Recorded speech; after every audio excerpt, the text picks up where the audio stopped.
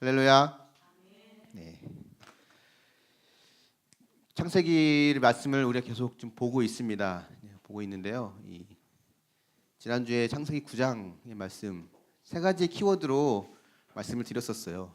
복이라는 말과 언약, 은혜라는 말로 말씀을 드렸습니다. 노아에게 아담에게 내렸던 그 복을 주시면서 생육하고 번성하라 하셨던 그 하나님의 그 말씀을 들으면서 우리에게 다시 한번 시작할 수 있는 황폐한 환경 속에서 다시 시작할 수 있는 은혜를 주셨다라고 우리가 이야기를 나눴고요. 언약의 증거를 이야기하는 무지개를 이야기하면서 무지개가 활 모양이라고 했죠.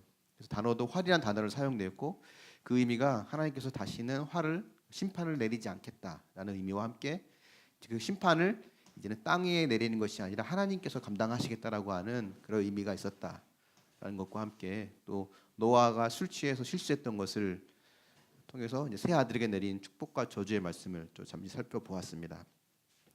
오늘은 창세기 10장에 있는 내용 이제 좀 보려고 합니다. 여기도 이제 족보가 나오죠. 그래서 이 노아 홍수 이후로 이제 노아의 가족을 제외한 모든 인류가 다 이미 죽었기 때문에 이제 모든 인류는 다시 노아로부터 처음부터 그 후손이 시작이 되는 겁니다. 그래서 저와 여러분 또 어느 민족이든 모든 민족은 다 노아의 후손인 거예요. 아담의 후손이라 할 수 있듯이 노아의 후손이라고 할 수 있습니다. 그래서 창세기 10장에 있는 오늘 살펴봤던 이 족보가 말하고 싶은 내용은 마지막에 읽었던 32절의 내용처럼 인류가 다시 노아로부터 나뉘어지고 새롭게 시작이 되었다라는 것을 말하고 싶은 거죠. 근데 오늘 이 노아의 세 아들 야벳과 함과 셈, 이 세 아들이 각각의 족보를 보게 되는데 이 야벳, 함, 셈 이 세 아들 중에서 이제 예수님의 구속사를 잇는 계보는 셈의 계보죠. 야벳이나 함은 그 계보를 잇지 않습니다. 그래서 성경 전체가 이 셈의 계보를 중심으로 이어져 가요. 뭐 다윗, 뭐 예수님까지 가는 이 모든 계보가 다 셈의 계보입니다. 그래서 오늘 야벳과 함, 셈의 족보를 하나씩 간략하게 살펴보려고 합니다. 첫 번째로 야벳의 족보를 한번 보려고 하는데요.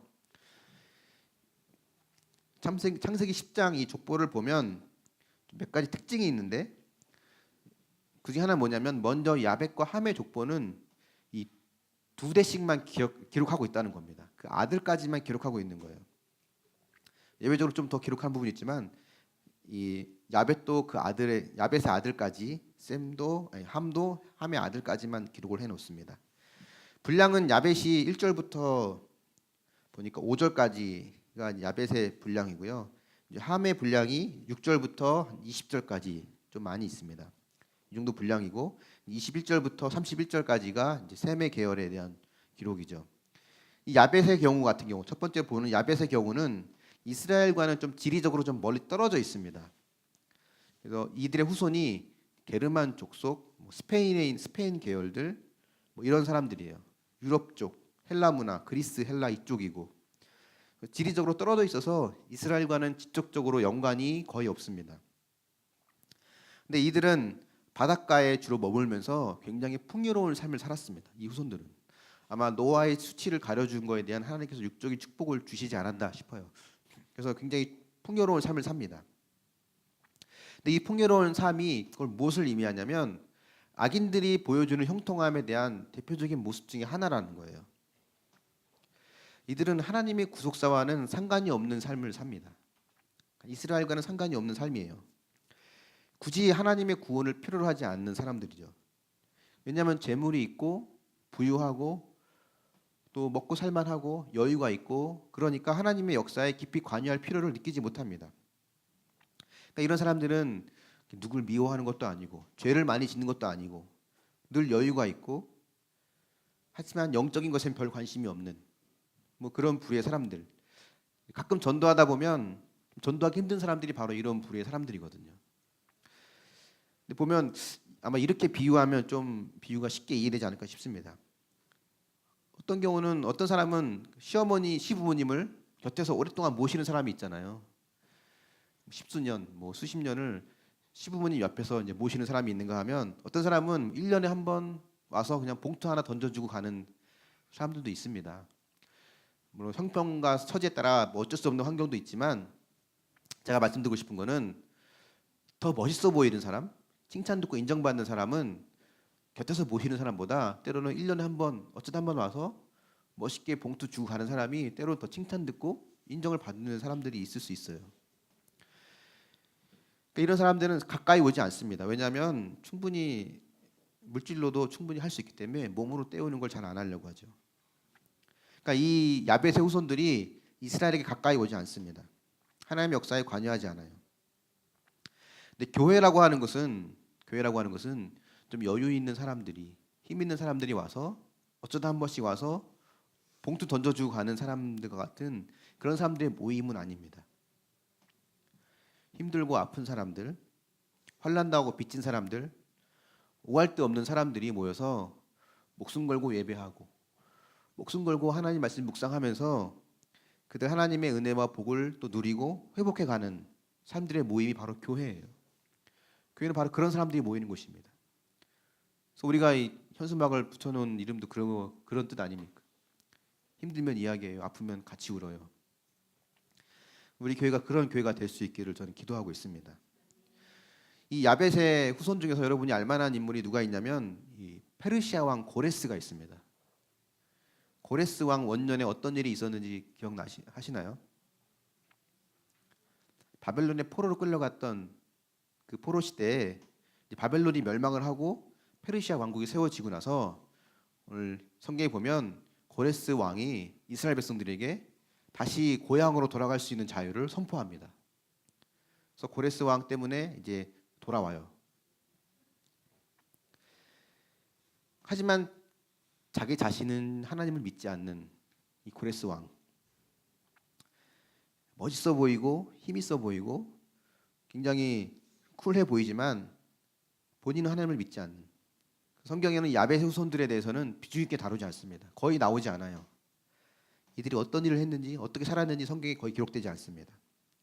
그러니까 이 땅에서는 이 사람들이 승리한 것 같고 이 사람들이 행복한 삶을 사는 것 같고 이 사람들이 이기는 것 같은데 하나님의 관심은 그들에게 있지 않다는 겁니다. 이들도 하나님께 관심도 별로 없고요. 그래서 우리가 생각해봐야 될, 묵상해야 될 질문 중에 하나 뭐냐면 우리가 안 믿는 친구나 친척들이 사실 성품도 더 좋고 자녀들도 그들도 더 잘 되고 잘 사는 걸 보면 왠지 기가 죽고 하는 모습 우리 가운데 있지 않습니까? 예수님을 믿어도 신앙생활을 해도 여전히 가난하고 여전히 죄짓고 여전히 상처투성이인 내 모습이 부끄러워서 쉽게 복음을 전하지 못하는 모습, 나의 모습이 아닌가요? 때론 영원한 구원보다는 잠깐 일시적인 형통이 더 커 보이진 않습니까? 이 야벳의 족보에 이어서 두 번째로 함의 족보를 한번 보려고 하는데요. 이 함의 족보는 야벳처럼 두 대에 걸쳐서 얘기됐던 것, 뭐 예외가 있지만 대부분 두 대에 걸쳐서만 얘기됐던 것을 이야기했던 것은 야벳의 족보와 비슷하지만 분량에는 차이가 납니다. 왜냐하면 이 함은 늘 셈의 그 후손들 곁에서 늘 가시가 되고 늘 괴롭히는 이런 악역들을 감당해요. 그래서 그런지 매우 자세히 기록되어 있습니다.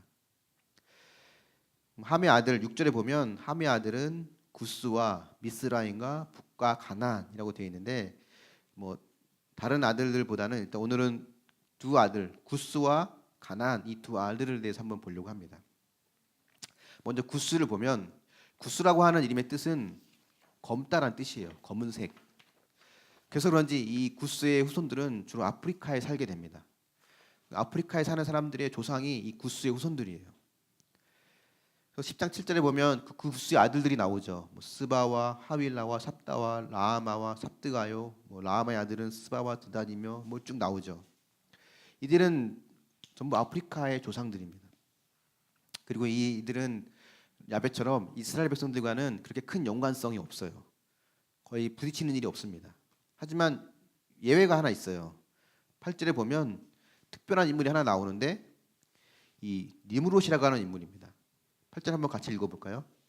8절 시작. 구스가 또 니므롯을 낳았으니 그는 세상의 첫 용사라. 네.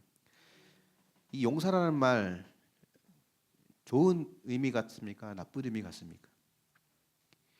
이 용사라는 말이 이 창세기 앞에 한 번 더 나온 적이 있어요. 언제 나온지 기억나시나요? 용사란 말이 창세기 6장에서 홍수 이전에 네피림들을 언급할 때 이 강한 용사들이 나옵니다. 창세기 6장에 나왔던 용사가 좋은 의미가 아니었거든요. 나쁜 의미였어요. 여기 나온 용사도 마찬가지입니다. 세상에서는 그들이 영웅 같은 인물이었죠. 니므롯이 세상의 첫 용사라 한 걸 보면 세상에서는 영웅이고 인정받는 사람이었지만 여기 나온 용사는 창세기 6장에 있는 것처럼 좋은 의미는 아닙니다. 그러니까 구스의 아들이면 다른 아들들처럼 이게 다 아프리카에 정착을 해야 되는데 이 니므롯은 그렇지 않고 이 북쪽으로 더 올라갔습니다. 북쪽으로 올라가면 어디가 나오냐면 메소포타미아라는 지역이 나와요. 이 메소포타미아에 나라를 세우고 그 지역을 통치하는 역할을 이 니므롯이 합니다. 그 지역이 어디 나오냐면 10절부터 12절에 나오는데 거기 보면 뭐 시날 땅의 바벨, 에렉, 악갓, 갈레 또 그 땅에서 아수르로 나아가서 니느웨, 르호브딜, 갈라, 뭐 니느웨, 갈라, 레센 뭐 이런 게 나오지만 여기 나온 지역 이름 다 생소하죠. 하지만 그 가운데 우리에게 귀에 익은 지역이 몇 개 있습니다. 뭐냐면 아수르가 있고 바벨이 있어요. 바벨론, 뭐 바벨탑 다 이 바벨에서 나옵니다. 바벨과 아수르라고 하는 이 두 단어가 우리에게 익숙하죠. 근데 지금 보여줬던 이 지역은 사실은 이 셈 족속이 차지했던 땅이었어요. 셈의 족속들이 거주했던 땅이었는데 그 땅에 지금 니므롯이 와서 힘을 가지고 그 땅을 빼앗은 겁니다. 정복한 거죠. 그래서 니므롯에 대해서 9절에 보면 이렇게 얘기합니다. 그가 여호와 앞에서 용감한 사냥꾼이 되었다라고 합니다. 여호와 앞에서 용감한 사냥꾼이다. 용감한 사냥꾼이란 말이 뭐 좋은 의미 같기도 하고 나쁜 의미 같기도 하고 그런데 이 여호와 앞에라는 구절을 보면 이 여호와 앞에란 말은 정확한 번역을 하면 여호와를 대적한다는 말이에요. 여호와를 대적한다. 그러니까 그가 하나님이 인정하신 용감한 자란 말이 아니에요. 기드온에게 하나님이 오셔서 큰 용사여라고 한 것처럼 하나님이 인정한 용감한 사람이 아니라 하나님을 대적할 정도로 용감한 반역자라는 뜻입니다. 니므롯이라는 이름의 뜻도 하나님을 반역한 자라는 이름의 뜻입니다. 근데 하나님을 반역한 사람은 니므롯뿐만이 아니거든요. 아담도 반역했잖아요. 아담도 반역하고 아담 이후로 모든 인류가 가인도 하나님을 반역했고 다 반역했는데 왜 니므롯을 특별하게 여기서 다루느냐라고 하면 이 하나님을 반역하는 이 행위를 집단화하고 조직화했다는 것은 이 니므롯이 처음입니다. 그러니까 아담이 선악과를 먹은 이유는 스스로 하나님처럼 되고자 하는 마음이었잖아요. 이 니므롯도 마찬가지예요. 스스로 하나님처럼 되려고 합니다. 그래서 바벨론에서 섬기는 우상에 어떤 우상이 있냐면 바벨론에 섬기는 신, 이 당시에는 국가마다 섬기는 신이 있었거든요. 이스라엘은 여호와를 섬겼는데 다른 나라들은 다 우상을 섬겼죠. 바벨론은 마루둑이라고 하는 신을 섬겼습니다. 이 마루둑이라는 이름이 니므롯과 같은 어원이에요. 또 이 니므롯에게는 어떤 사람이 있었냐면 어머니이자 아내가 있었습니다. 이해가 되시나요? 어머니인 동시에 또 아내예요. 이 어머니이자 아내였던 세미라미스라는 여인이 있는데 이 여인을 이난나 여신이라고 하는 미의 여신으로 추앙합니다. 이뻤던 것 같아요.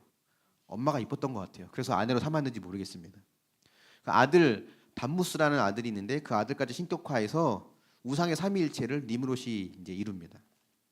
여기서 그치지 않고 이게 이제 이집트로 건너가서 오시리스와 이시스라고 하는 남신 여신을 만들어내고 또 이제 가나안에 가서는 바알과 아세라를 만들어내고 그리스에 가서는 제우스와 아프로디테를 만들고 인도에 가서는 브라만 신, 비시누 신 이런 남녀 신들을 만들어내는. 그래서 이 세상의 모든 우상 숭배가 어디로부터 나오냐면 이 니므롯으로부터 나오는 거예요. 게다가 이 니므롯의 여왕연영은 여기서 그치지 않습니다. 우리가 아는 이 후손들 아수르와 바벨론이 나오는데, 이 아수르와 바벨론은 이스라엘을 멸망시키는 나라가 되죠. 아수르에 의해서 북이스라엘이 망하고 또 바벨론에 의해서 남유다가 망합니다. 그죠? 게다가 이 요한계시록에 보면 바벨론을 음녀로 표현하고 사탄의 왕국을 대표하는 것처럼 이야기하는 걸 보면 이 니므롯의 모습은 세상에 강력한 힘을 가진, 그 힘으로 하나님의 백성을 유혹하는 세상의 권세를 상징합니다. 그래서 그런지 돌아가는 세상을 보면 하나님이 다스린다기보다는 때로는 마치 이 니므롯이 다스리는 것처럼 보여지기도 해요. 교회는 갈수록 힘을 잃어가는 것 같고, 성경에 나온 복음은 강력한 힘이 있는데 세상 속에 비춰지는 복음은 힘이 없어지는 것 같고, 오히려 하나님의 복음과는 정반대의 모습대로 동성애가 허락되고 안락사가 허락되고 이런 비성경적인 것들이 세상에 일반화되는 모습을 보면 복음은 힘을 잃어가고 교회는 힘을 잃어가고 이 니므롯은 점점 힘을 가져가는 그런 모습이 마치 세상의 법칙인 것처럼 보여집니다. 하지만 하나님께서 이 니므롯이 다스리는 세상 속에서 진정으로 세상을 다스리는 분이 하나님이시라는 것을 보여주는 증거가 나옵니다. 그 증거가 누구냐면 바로 아브라함이에요. 아브라함의 고향이 어딘지 기억나십니까? 아브라함의 고향이 어디죠? 갈대아 우르입니다. 갈대아 우르를 사도행전에 보면, 스데반의 설교에 보면 갈대아 우르라 말하지 않고 뭐라고 말하냐면 메소포타미아라고 말을 해요.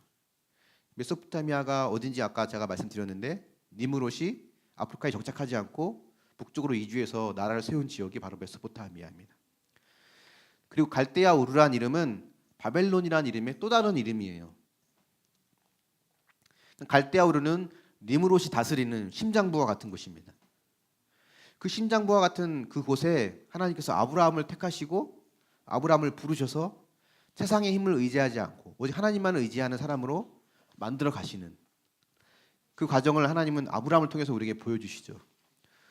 그러니까 이게 뭘 말하냐면 니므롯이 통치하는 세상 속에서 하나님의 백성들을 택해서 구원케 하시고 또 세상을 다스리는 분이 바로 하나님이라는 것을 이 아브라함을 통해서 우리에게 보여주는 겁니다. 세상의 풍조는 니므롯과 같은 힘을 가진 사람들이 통치하는 것처럼 보여집니다. 그들이 영웅 대우를 받고 심지어는 성도들도 그들에게 유혹을 받는 모습이 우리가 살고 있는 이 시대의 모습이죠. 니므롯이 바로 그런 모습이라면 이 또 다른 아들 가나안의 모습을 우리가 살펴볼 필요가 있습니다. 가나안이란 그 이름의 뜻은 어떤 뜻이냐면 낮은 지역이란 뜻이에요. 낮은 지역, 또 상인, 장사꾼을 말하는 상인을 뜻합니다. 그러니까 이게 무슨 의미냐면 가나안 사람들은 하늘에 있는 영적인 것에 관심이 있는 게 아니라 이 땅의 것만을 추구하고 또 그들의 삶의 목적은 뭐냐면 바로 자신의 이익을 극대화하는 것이 삶의 목적이 되는 사람들을 말합니다. 세상 사람들이죠. 세상에서는 복음을 모르는 사람, 예수님을 모르는 사람들의 삶의 목적은 이 땅에서 자신의 이익을 극대화하는 게 그들의 목적이에요. 그래서 예수님께서 하나님과 재물을 겸하여 섬길 수 없다라고 말하죠. 그 재물은 돈을 말하는 것이 아니라 헬라어 원문을 보면 맘몬이라고 하는 우상신을 말합니다. 그러니까 세상에는 두 종류의 사람이 있는 거예요. 한 종류는 하나님을 주인으로 모시는 사람, 또 한 종류는 맘몬을 주인으로 모시는 사람. 세상에 다양한 종교가 있지만 그 모든 종교들은 다 맘몬을 주인으로 모시는 사람들이고 하나님을 주인으로 모시는 사람들이 교회에 있는 거죠. 근데 교회 안에도 맘몬을 주인으로 모시는 사람이 또 있을 수 있다는 겁니다. 가나안의 후손들이 이렇게 하나님을 주인으로 모시지 않고 맘몬을 주인으로 모시는 사람들의 대표적인 모습인데, 이들의 모습 속에는 극도의 우상 숭배와 성적인 타락이 있습니다. 바알, 아세라, 몰렉, 그모스 이런 우상의 이름들 기억나시죠? 성경에 등장하는 이런 이름들이 다 가나안에서 생겨났던 우상들이고요. 레위기에 보면 너희들은 가나안 땅에 들어가거든 그들의 풍속을 따르지 말라라고 하면서 어머니 하체를 범하지 말고 누이의 하체를 범하지 말고 며느리 하체를 범하지 말고 이런 하체를 범하지 말라는 내용이 나오죠. 바로 성적인 죄를 저지르지 말라고 하는 가나안의 그런 성적인 타락을 이야기하는 것입니다. 그런 성적인 타락을 가져왔던 가나안이 여호수아가 차지해야 되는 젖과 꿀이 흐르는 땅의 주인 역할을 하고 살아왔다는 거예요. 보는 보면 알다시피 함의 자손들에서는 니므롯이나 가나안처럼 강력한 힘을 가진 민족들이 나옵니다. 이걸 어떻게 봐야 될까요? 복음을 모르는 사람들이 복음을 가진 사람보다 더 힘을 가지는 것. 근데 이런 모습은 여기만 나오진 않습니다. 우리가 창세기 4장에서 봤던 것처럼 하나님을 떠났던 가인, 이 가인이 성을 쌓고는 가인의 후손들에서 뭐가 나오냐면 육축의 조상, 기계 문명의 조상, 음악 문화의 조상들이 나오죠. 그러니까 세상 문화를 앞질러 가고 세상의 문화를 이제 인도해 가는 그런 사람들이 이 하나님의 자녀들이기보다는 이런 가인의 후손 혹은 니므롯이나 가나안의 후손들이라는 거예요. 반면에 셈의 자손들은 어떨까? 21절부터 나오는 셈의 계열들. 이 셈의 계보를 보면 한마디로 말하면 수치와 멸시의 족보라고 해도 과언이 아닙니다. 이 셈의 계보에는 영웅이 나오지 않아요. 창세기 5장의 족보를 여러분 기억하시나요? 거기 나오는 셋의 계열들을 보면 낳고 죽고 몇 년 살다 몇 세에 누굴 낳고 몇 세에 살다 죽고 낳고 죽는 얘기만 나오죠. 그들이 향한 행적은 나오지 않습니다. 여기 나온 셈의 자손도 마찬가지예요. 그냥 낳다 죽은 인생. 이걸 보면 세상에서 하나님께 버림받은 사람들이 택한 자들보다 더 힘을 가지고 번성할 수 있다는 겁니다. 하지만 우리가 기억할 건 뭐냐면 하나님이 없는 악인의 형통은 일시적이라는 거예요. 아스루와 바벨론 결국은 망했습니다. 가나안도 결국은 망했습니다. 하나님이 없는 악인의 형통은 결국은 망할 수밖에 없습니다. 하나님의 관심은 야벳의 계열에 있는 것도 아니고 함의 계열이 아니고 이 셈의 계열에 있어요. 그 증거가 뭐냐면 24절에 보면 아르박삿이 셀라를 낳고 셀라는 에벨을 낳았거든요. 이 에벨이란 이름이 우리 보통 이스라엘 민족을 히브리 민족이라고 하잖아요. 이 히브리란 단어가 이 에벨에서 나왔어요. 그러니까 이스라엘 민족을 대표하는 노아의 후손을 이야기할 때 힘을 가진 누구나 얘기하면 알아들을 만한 니므롯을 얘기한다거나 가나안을 이야기하지 않고 어떻게 보면 이름 없는 이 에벨이라는 이름으로 나라의 민족의 이름을 삼는 하나님의 관심은 여기에 있다는 거죠. 또 뭐가 있냐면 이 에벨이 25절에 보면 두 아들을 낳았는데 하나의 이름은 벨렉이고 이제 벨렉입니다. 또 하나는 욕단인데 이 벨렉 시대에 세상이 나뉘었다고 나와 있어요. 이 세상이 나뉘었다는 이야기는 뭘 의미하냐면 이 바벨탑을 통해서 세상의 언어가 나뉘어지고 사람들이 민족이 이제 언어를 기준으로 흩어졌다는 걸 말합니다. 바벨탑을 세운 사람이 누구냐면 니므롯이거든요. 니므롯과 그 후손들이거든요. 그러니까 니므롯과 그 후손들이 행한 일인데 성경은 니므롯 시대에 세상이 나뉘었다 말하지 않고 벨렉 시대에 세상이 나뉘었다라고 이야기를 해요. 그러니까 하나님이 보시는 역사의 주인은 바로 믿는 저와 여러분들이라는 겁니다. 니므롯이 대단해도 하나님은 믿는 셈의 자손을 중심으로 역사를 이끌어 가세요. 우리의 가정 가운데 때로는 심각한 죄가 임하고 어떤 어려움이 왔을 때 하나님은 그 책임을 안 믿는 자들에게 묻지 않으십니다. 믿는 자들에게 물으세요. 하나님은 믿는 자를 중심으로 역사를 이끌어 가시기 때문에 그렇습니다. 우리가 살고 있는 이 시대 속에도 시국이 혼란한 거에 대한 책임은 하나님 믿지 않는 자에게 묻지 않으십니다. 하나님은 믿는 우리들에게 책임을 물으세요. 셈의 후손에는 영웅이 등장하지 않지만 그들이 살아있는 것만으로 그들이 숨쉬고 살아있는 것만으로 그들은 아브라함, 다윗, 예수님의 족보에 올라갑니다. 그 족보가 되는 거예요. 우리가 볼 때 강력한 힘을 가진 니므롯이나 가나안에 비하면 우리는 초라해 보일 수 있습니다. 신앙생활 하면서 힘든 게 뭐냐면 뭐 몸에 병이 찾아오고 아니면 가난해지고 뭐 어떤 불행한 일이 생기고 물론 그 힘들지만 그것이 더 힘든 이유는 뭐냐면 해석이 되지 않기 때문이거든요. 해석이 안 돼요. 이해가 안 됩니다. 이번 주에도 한 그 청년 자매가 출산한 신생아의 그 몸이 건강이 되게 위태롭다는 이야기를 듣고 몇몇 사람들끼리 같이 이제 기도하고 그러고 있는데 신생아임에도 불구하고 신생아인데 굉장히 몸이 지금 위급한 상황이라서 중환자실에 있고 원인을 알 수 없는 그런 상황 가운데 있습니다. 그래서 부모가 굉장히 이제 낙심해 있고 절망한 가운데 있는데 같이 기도하죠. 사람들끼리. 기도하는 상황은 안 좋아져요. 그러니까 이 상황이 안 좋아진다는 것뿐만이 아니라 이럴 때 우리가 견디기 힘든 거는 이 상황이 해석이 안 된다는 거예요. 악한 자들이 아닌 왜 택한 자들에게 이런 일이 생기는 것일까? 택한 자들에게 왜 이런 시련과 고난이 오는 것일까? 우리는 해석되지 않지만 분명한 진리는 뭐냐면 아픔과 고난을 겪는 일이 있든 없든 변함없는 것은 하나님께 택함 받은 인생, 하나님께 택함 받은 가정이 최고의 인생이고 최고의 가정이라는 겁니다.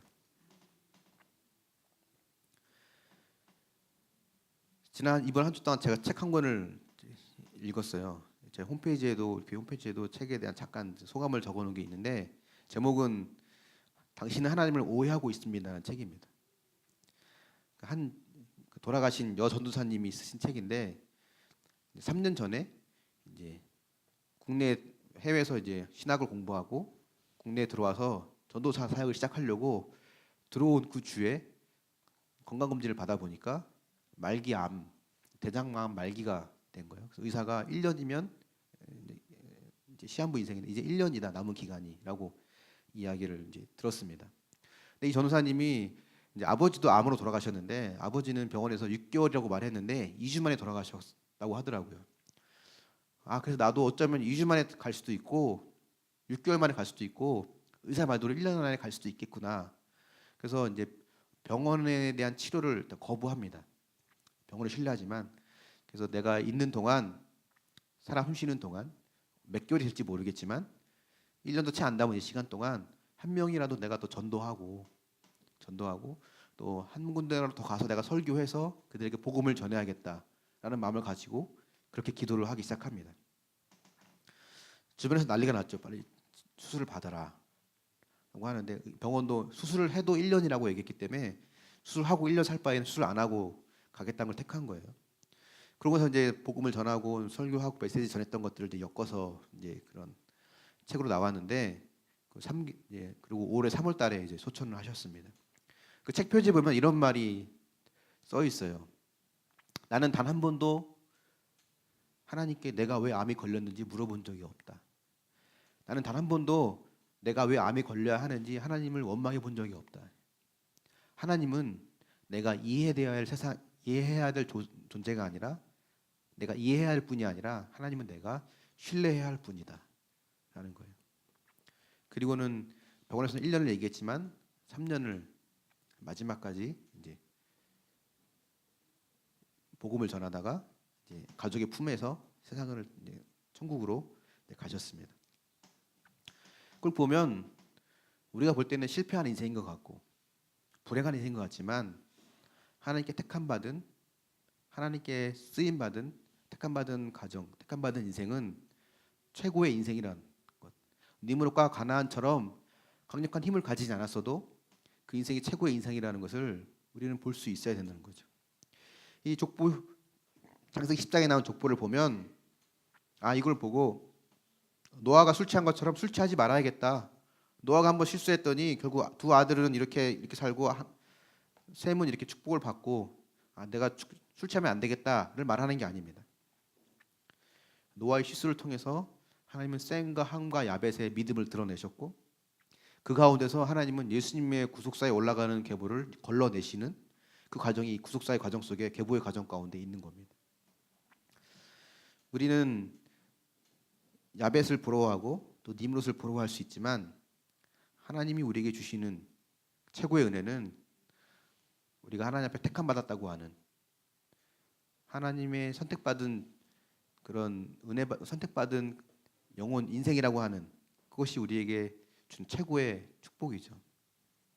그래서 오늘 우리가 세례를 하는 이유도 세례를 통해서 우리가 뭔가 확 달라지고 변화되는 것이 아니라 이걸 통해서 내가 하나님께 구원받은 인생이라는 것, 최고의 인생이라는 것을 고백하는 시간이 되는 것입니다. 여러분에게 묵상의 질문을 한번 던져보겠습니다. 여러분 혹시 승승장구하는 하나님 없이 승승장구하는 자녀나 이웃, 가족 그들을 보면서 부러워하는 마음이 아닌 그들의 구원을 위해 애통하는 마음을 가져보고 있습니까? 내 자녀, 내 남편, 또 내 이웃, 내 친지 그들이 사업이 망하고 대학에 떨어지고 몸에 병이 걸려도 구원받기를 진심으로 기도하고 있습니까? 여러분이 자랑스러워하는 자녀나 가족은 어떤 사람인가요? 사업에 성공하고 좋은 대학에 가고 돈을 잘 버는 사람이 자랑스러운가요? 아니면 그렇지 못하더라도 예배를 사모하고 큐티를 잘하고 신앙생활을 잘하는 자녀, 가족들이 자랑스러운가요? 누구를 더 자랑하는가요? 말씀의 결론을 한번 맺어보려고 합니다. 한번 이런 생각을 한번 해보세요. 야벳이 모든 걸 다 갖추었는데 이 모든 걸 다 갖춘 야벳이 부유한 자식들을 보면서 그들의 구원을 위해 눈물을 흘렸을까? 때로는 샘처럼 영웅은 아니더라도 하나님의 택함 받은 인생이 최고의 인생이 되는 것입니다. 우리는 이 땅에서 내게 주신 역할에 감사하면서 샘의 후손으로 구속사의 계보에 오르는 인생이 가장 복받은 인생인 것을 기억하면서 하나님 앞에 또 믿음으로 살아가는 것, 믿음을 지켜나가는 것, 또 구원을 위해 수고하고 기도하고 복음을 전하는 삶, 이것이 우리에게 주시는 최고의 은혜이고 또 최고의 사명이라는 것을 기억하고 오늘 하루도 또 주신 은혜에 감사하며 또 믿음으로 또 이번 한 주도 승리하는 저와 여러분이 될 수 있기를 예수님의 이름으로 축원합니다.